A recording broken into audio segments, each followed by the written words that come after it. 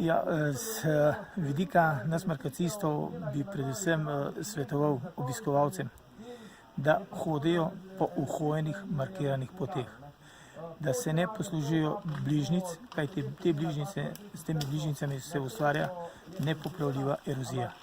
Nepopravljiva erozija, kajti bližnjico je zelo težko sanirati oziroma je nemogoče sanirati. Tako da predvsem to, da hodijo vedno po zgornjem robu poti, da upoštevajo navodila markacistov, kolikor imajo akcijo. To je vedno obveščeno oziroma je določene etape so, ki to obveščajo.